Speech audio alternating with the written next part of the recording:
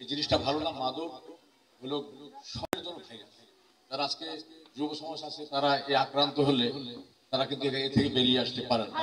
যাই হোক, আমি কথা বাড়াবো না। সিও স্যারের প্রতি আমার বিশেষ অনুরোধ, আপনি একটু আরো স্পেশাল পাওয়ার কিছু এই আশাবাদ ব্যক্ত রেখে আমি আমার বক্তব্য এখানে শেষ করলাম। আসসালামু আলাইকুম, নমস্কার।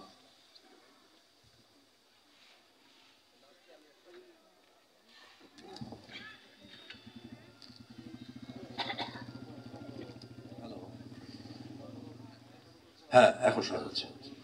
সেটা হচ্ছে যে সরকারি ভাবে না, আমার সামর্থ্যের মধ্যে যদি আমি আপনাদের এলাকার জন্য যদি কিছু করতে পারি, এমন কোনো কাজ যেটা সবার উপকারে আসবে, আমাকে সাজেস্ট করেন।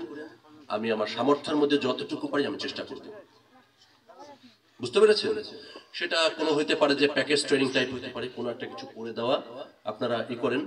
বাট যেহেতু এটা সরকার থেকে আমি কোনো টাকা পাবো না, আমার নিজের সামর্থ্যের মধ্যে আমি যত করতে পারবো আমি আপনাদের কথা দিচ্ছি আমি করব।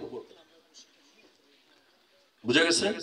বাট কথা হচ্ছে একটা, কোনো করবে না, অনিয়মের কোনো কাজ করা যাবে না। মাদকের বিরুদ্ধে